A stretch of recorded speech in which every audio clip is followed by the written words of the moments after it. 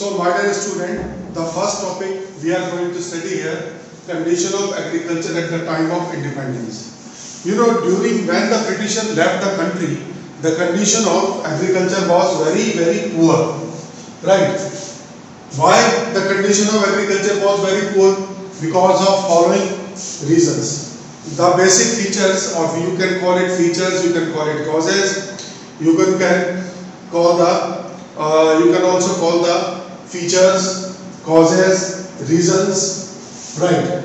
So first of all, what was the condition of the agriculture? Poor. We were using poor technology. We can call it poor technology.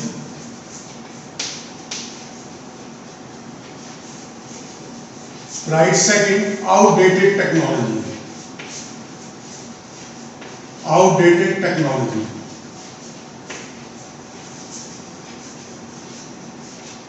Or you can say old system, traditional system of agriculture. Traditional system of agriculture.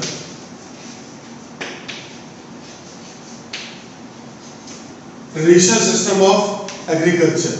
So Indian farmer was following, outdated technology or poor technology. It does not include use of tractor, right? Use of diesel sets, use of pump set, use of tube wells, right?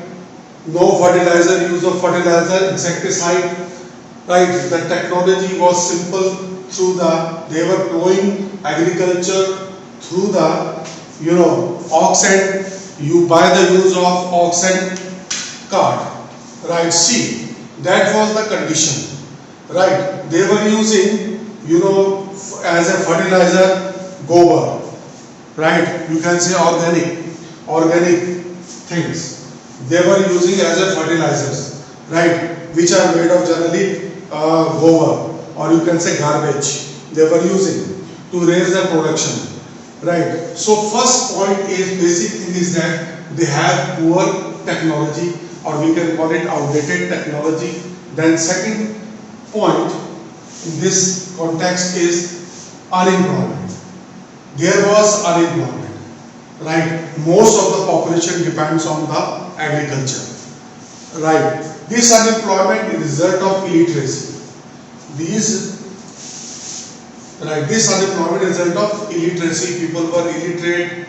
They were totally dependent on, population, agriculture. Population dependent on agriculture, right? Then, see, condition of unemployment is very high because there was the policy of deindustrialization of the industries by the Britishers, and it caused mass unemployment among the people who were doing the work of handicraft, right? See, then next point is dependent on rainfall, right? Third point is most of the agriculture were dependent on rainfall. See, if the rainfall is good, agriculture production will be good. If the rainfall is bad, agriculture production is worse, right? So there may be drought also, famines also, which also affected the size of agriculture production. So farmers are basically dependent on rainfall. Right? There were no agriculture factories. The Britishers have not done anything in this context, right? They did not try to develop the India by making the canals, rivers, irrigation system. So that was the only thing. Farmers were totally dependent on the rainfall. If the rain is good, then the production of agriculture will be good. Otherwise, vice versa. Then low agriculture productivity. Right? If we compare the agriculture productivity, the agriculture productivity was very low. Right? Very low at the time of independence. Right? See, the agriculture productivity was very less because of Indian farmers were using old techniques of production.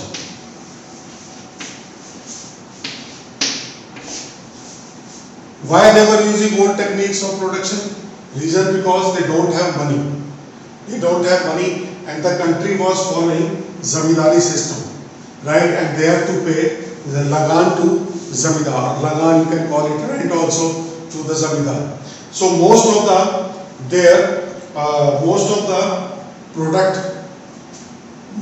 productive were taken as lagan by the landlords from the farmers. Then, so as a result, they were not in the they don't have condition to purchase, better technology, right? They were not able to plant the pump set. They were not able to make the tube wells. They were not able to purchase the diesel set, right? So that is why the productivity per hectare was very, very low. Then small size of land holding. Small size of holdings. Most of the farmers have small size of land holdings. These land holdings were less than even 2 hectares, right? Which is good for their self-consumption and not for marketable surplus. That is why, my dear student, small size of holdings were another reason. Then next point we can include here, 6 point, dogmatic beliefs.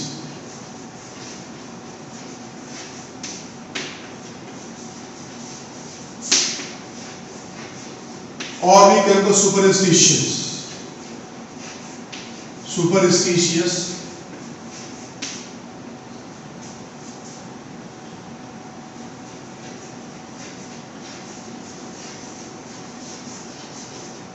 Right, we can write here superstitions.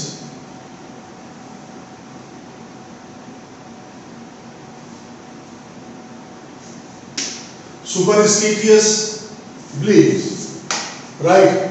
You can say these farmers have dogmatic belief. Dogmatic belief means superstitious belief.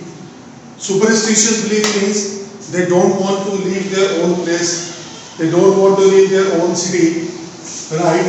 They don't want to move from their village because they love to live in their. They love to live with their families. Families were joint families. That is why, and they used to follow the superstitious belief that joint family system, sati pratha system was there. So many superstition belief which were forced them not to move from their own inhabited place to other place. So they were not able to migrate in search of job from one place to another place. They like to live in joint families. So these were the few basic causes of the poverty of the farmers, and at the time of independence and among the farmers. The farmers are also following these dogmatic beliefs. Now, next topic is related with the Indian economy at the time of independence. Chapter first, right? Industrial sector at the eve of independence.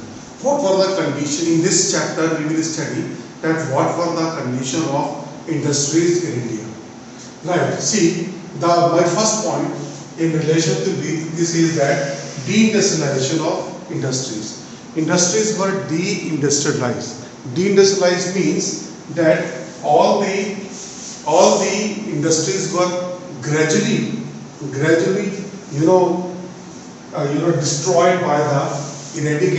destroyed by the Britishers. How? They made a perfect planning for this, and under that planning they managed to deindustrialize the industries. Right? How they did it? First, they increased a point. We can write here increased taxes and tariff. Increase taxes and tariff.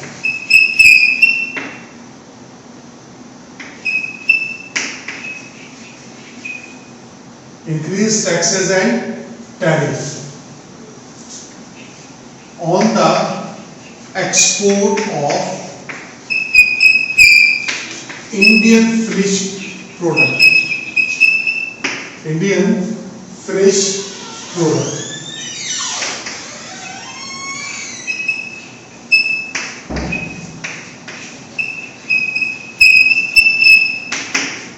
Right. So what happened? Whatever important goods Indian used to export from India, right? On those exports were very popular in other countries like cloth, handmade cloth, saris, and cloth, right? Silk cloth, then items of pottery, items of handicraft,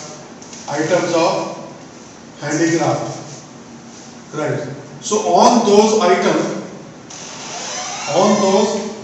they increase taxes.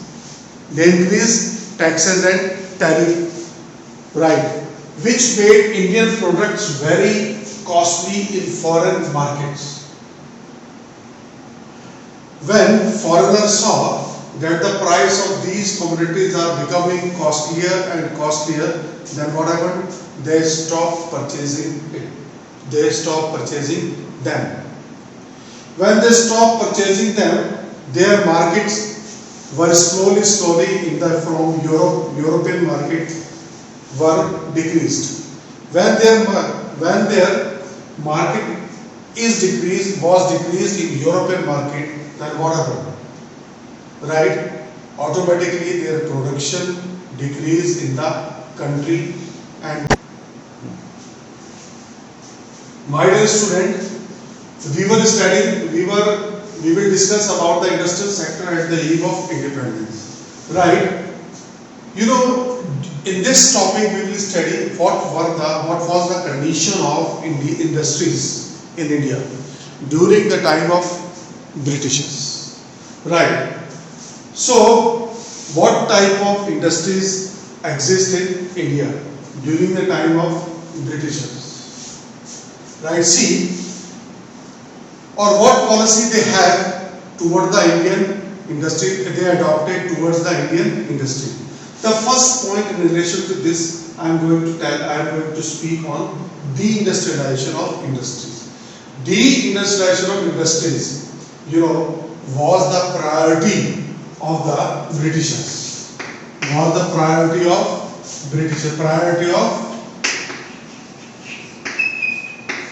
Britishers.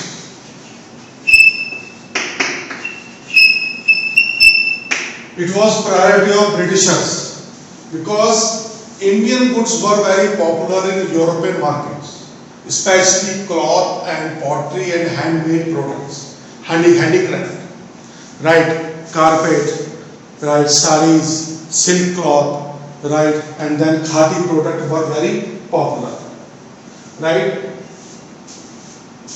So they wanted to keep their hold on European market and as well as on Indian market.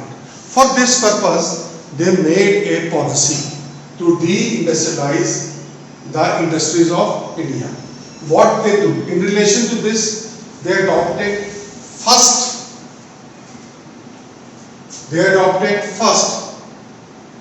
policy of increasing taxes and tariff on the export of Indian fish product. Right? They increase high rate of tariffs and taxes on Indian manufactured goods which were exported by the people to the European market during that time. Right?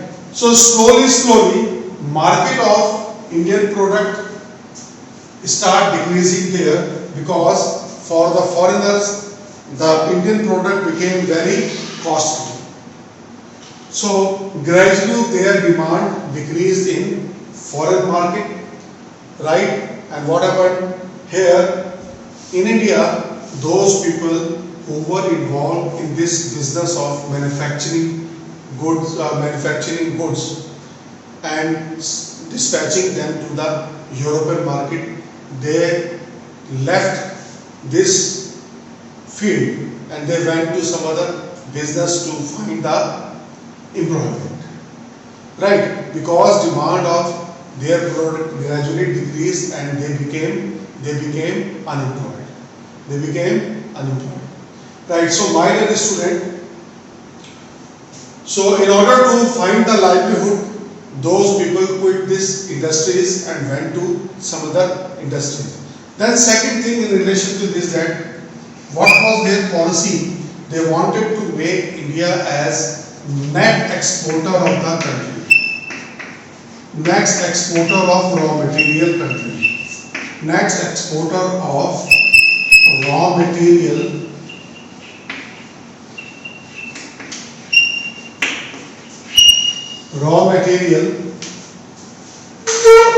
to England, or you can say British industries. British industries.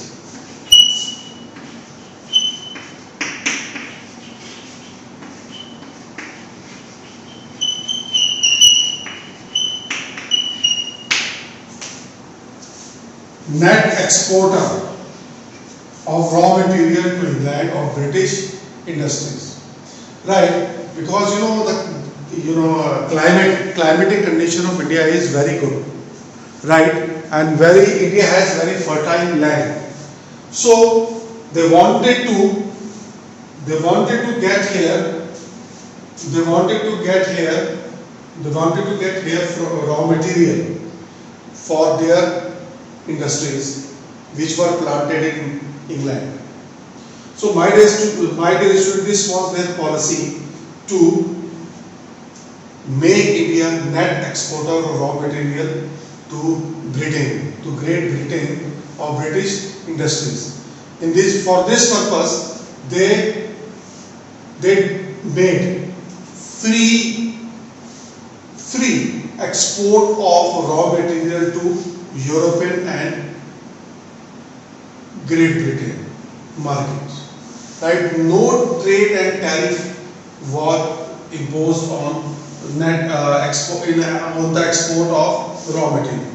the export of raw material, So this is the thing. This is the policy they adopted.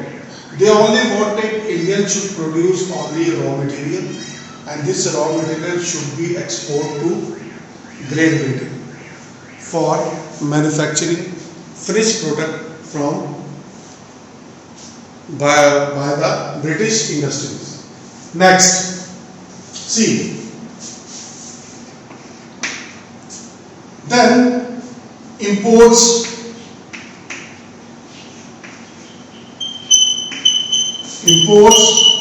from England. Imports from England were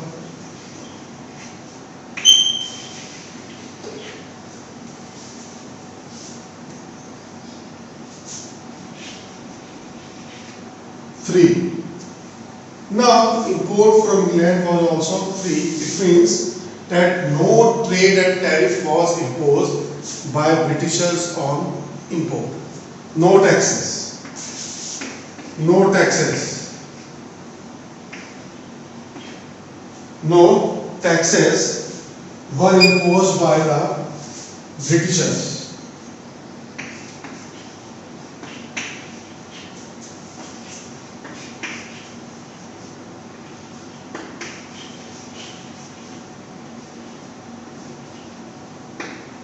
Tariffs, no taxes or tariff were imposed by the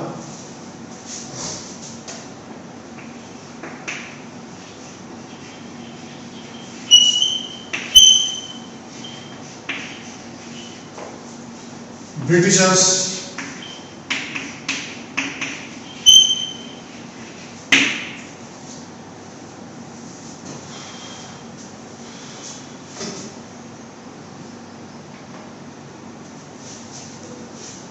on imported good, on imported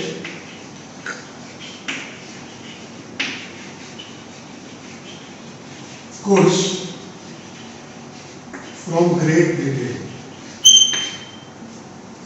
From Great Britain.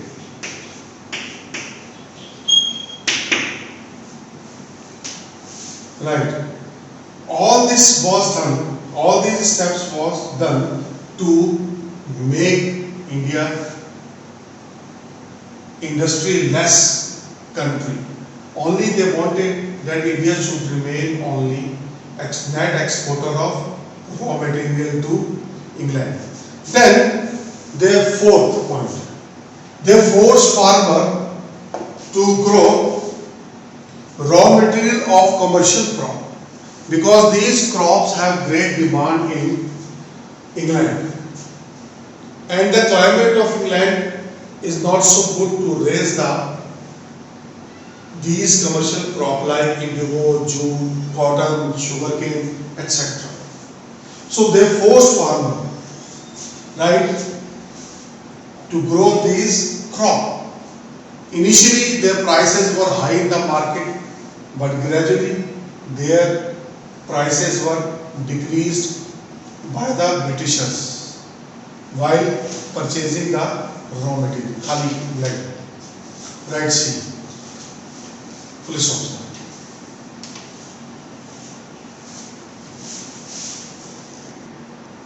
Now, second point in this relation is that lopsided development. Lopsided development means unbalanced growth. It means that some areas were grown, some areas were developed, some developed areas, some areas were developed and some areas were totally underdeveloped.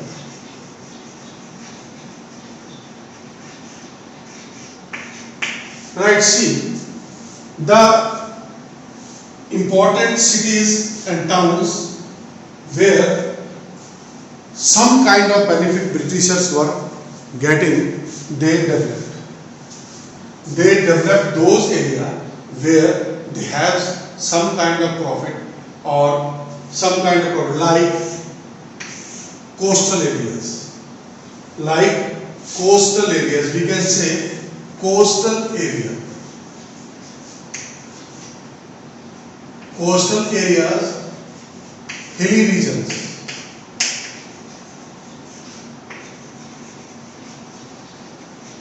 Hilly regions, or where maximum industries were planted, right? Where in those villages were also developed, where raw material is gathered. Raw material is gathered and collected and sent to the ports. Right? See, they developed only those areas, but some other areas were left totally underdeveloped. For example, Nasik. We can quote here, for example, Nasik. Nasik was developed area. Nasik, Bombay, Calcutta,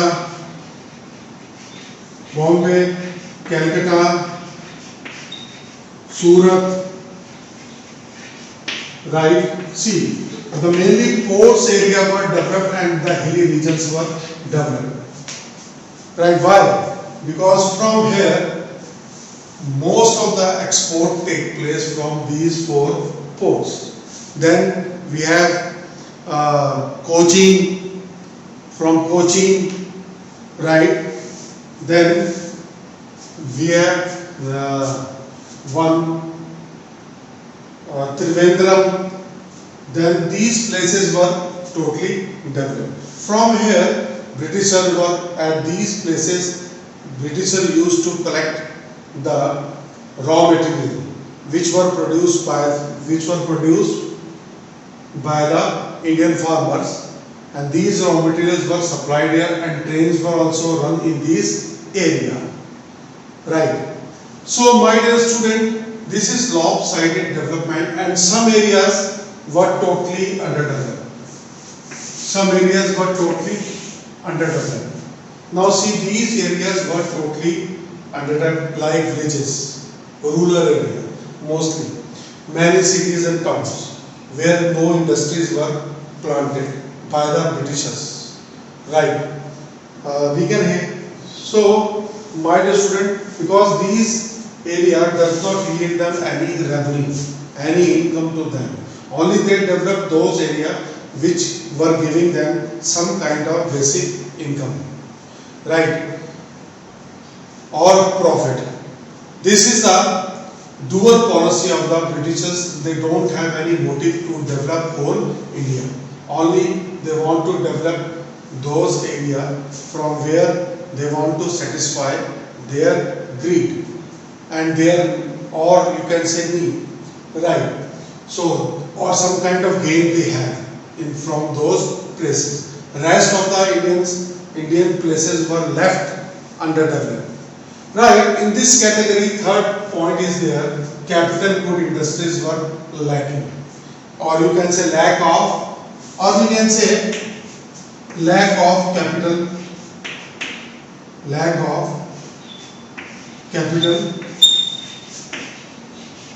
good industries.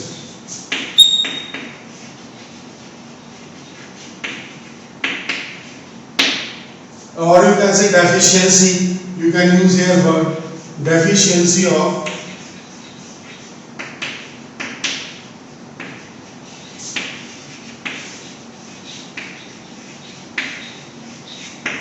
capital good industries.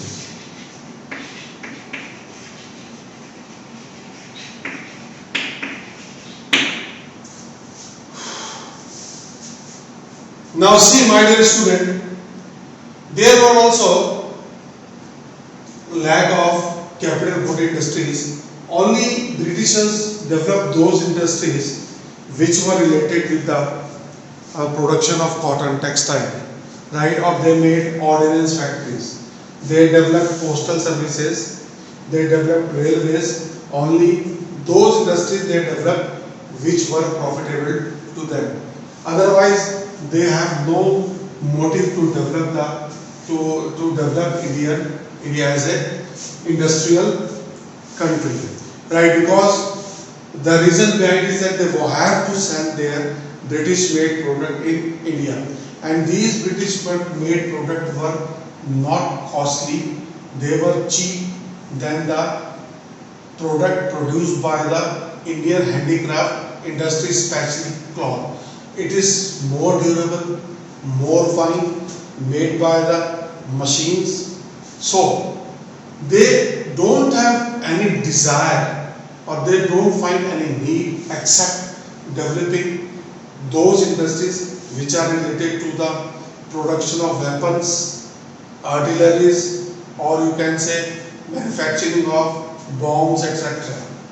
Right? Because these products they use in war or to suppress mutiny